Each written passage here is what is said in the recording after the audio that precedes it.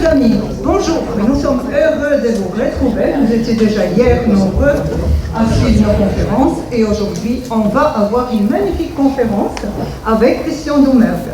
Je voudrais aussi remercier Joanne, qui est rédacteur en chef de la gazette Rennes-le-Château, qui nous a beaucoup aidés et qui travaille aussi dans la même direction que nous. Et vous pourriez les rencontrer puisque c'est une gazette virtuelle. Je voudrais aussi remercier les écrivains qui sont là dans la salle. Alors, parmi les écrivains, il y a Michel Desey. Pouvez-vous vous lever, Michel? Voilà, qui avait une conférence.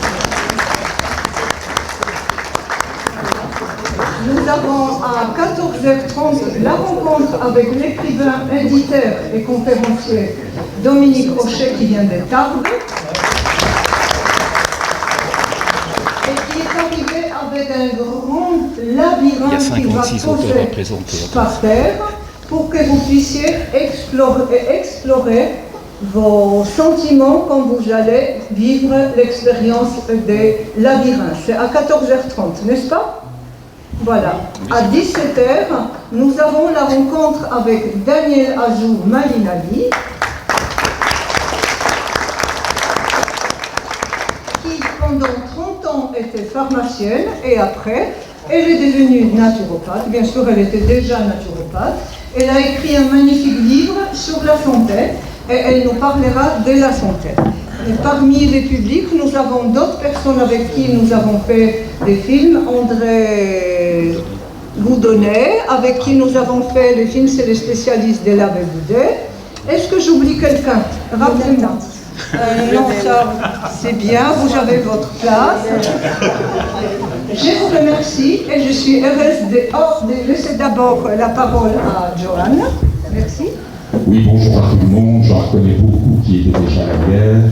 Donc, en deux mots, si vous voulez consulter la Gazette, vous en connaissez Gazette Rennes-le-Château sur un moteur de recherche, et il y a l'actualité inhérente à la région, Rennes-le-Château, Rennes-les-Bains, Bucarache notamment, et d'une manière plus large depuis 1 an et demi environ, le département de l'Aube.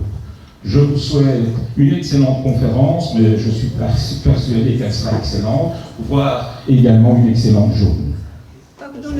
Pardonnez-moi, j'ai juste oublié qu'à 20h30, nous avons la rencontre avec les extraterrestres à travers Jean-Michel à 1h. À 21h avec Jean-Michel Raoult. Aussi, j'aimerais vous présenter mon amie Maria Elisa Hurtado-Gracier, qui, avec son mari, Dr Luc Baudin, a écrit plusieurs livres sur les pardons, sur Ho'oponopono. Elle a apporté quelques livres. Il y a aussi M. Lionel Tardif, qui vient de Perpignan, qui pendant 25 ans était directeur du Centre du cinéma à Tours. Il a apporté aussi quelques livres. Merci. Pardonne-moi, Christian, c'est ta place. Ah non, mais il n'y a pas de souci. Alors, je crois que j'ai les micros, il ne faut pas que je le prenne, d'après ce qu'on m'a dit. Et que la conférence de Christian va être enregistrée. Ça va être très intéressant. Merci. Alors, merci à tous les deux pour cette introduction et puis bonjour à tous et merci d'être aussi nombreux à cette conférence. Donc la France codée, je sais qu'il y a pas mal d'amateurs de l'affaire de Rennes-le-Château qui me connaissent. Pour les autres, je vais rapidement me présenter. Donc ma première passion, grande passion dans le mystère, c'est l'affaire de Rennes-le-Château. J'ai écrit plusieurs livres sur le sujet, dont Le secret dévoilé.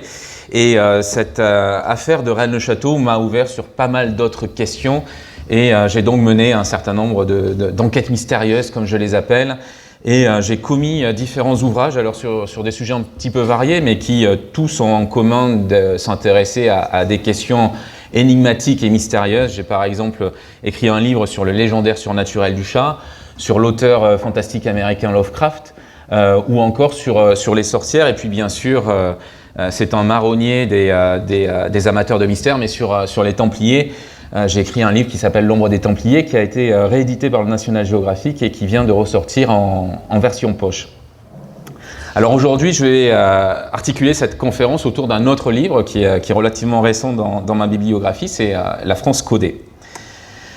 En introduction, qu'est-ce que j'entends par la France codée? Eh bien, il s'agit de différents sites à travers la France, des sites qui datent de différentes périodes et qui tous ont en commun d'être codés par leurs concepteurs pour des raisons différentes. On va le voir. À travers la France, j'ai comme ça enquêté sur différents types de codage. Je vais faire un rapide survol dans un premier temps. Ces codages, c'est par exemple des inscriptions non déchiffrées. Alors, avec cette photo, on est en Bretagne, près du petit village de Plougastel d'Aoulas, dans l'Anse du Carreau.